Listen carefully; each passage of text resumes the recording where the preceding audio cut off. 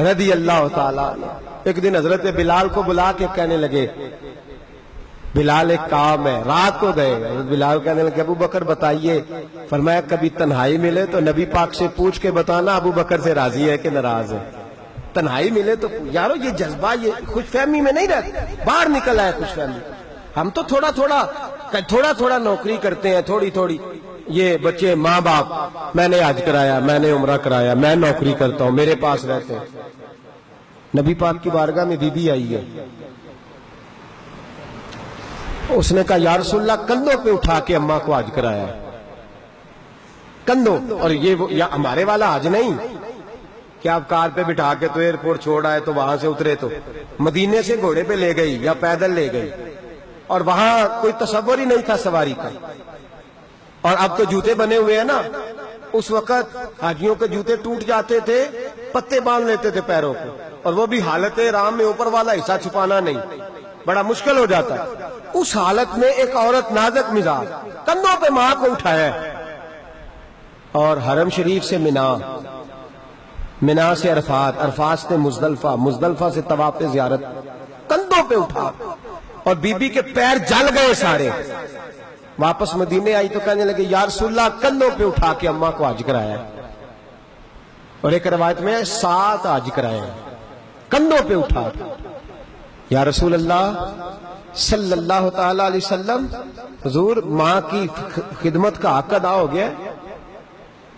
قربان جائیں حبیب پاک مسکرائے، اور حضور نے فرمایا تیرے پیدا ہوتے وقت جو تیری ماں کو دردیں اٹھی تھی نا، ان میں سے ایک درد کا بھی حق ادا نہیں ہوا، باقی ساری تو ابھی خدمت باقی ہے، دودھ پلانا 2.25 سال 2.5 سال وہ علیحدہ ہے، تجھے پالنا پوسنا بڑا کرنا وہ علیحدہ ہے، وہ جو دردیں ہوئی تھی ان میں سے بھی ایک کا بھی حق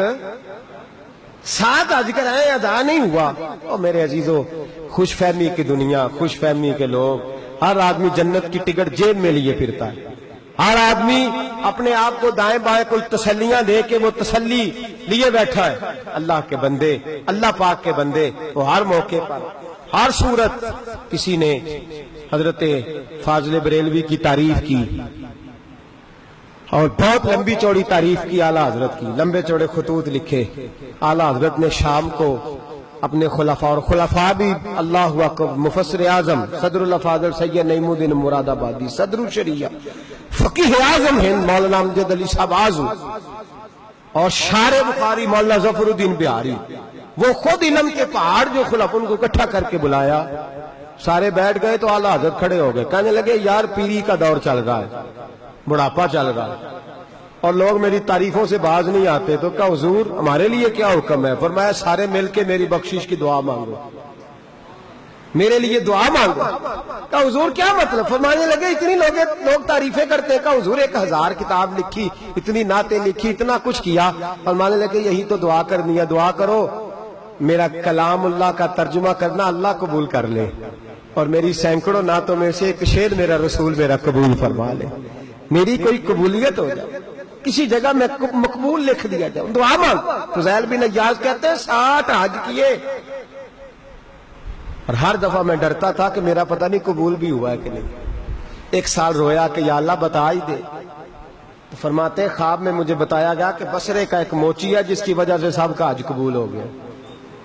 تو فرماتے ہیں بصرے کے حاجیوں کے خیموں میں گیا، میں نے کہا بصرے کا موچی، انہوں نے کہا اس دفعہ تو کوئی موچی آیا ہی نہیں۔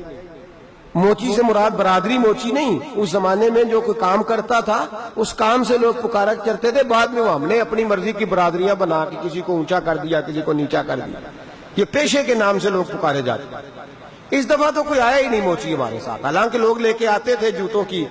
اگر کسی کو ضرورت ہوتی تھی تو وہ بنا دیتے، آیا ہی نہیں بصرے والوں کے ساتھ۔ تو کہتے ہیں میں نے کہا ہے سوئی کو بصرے میں موچی کا؟ ہاں ایک بابا ہے ابھی بڑا نیک۔ فضیل بن عیاض کہتے ہیں بصرے ملنے گیا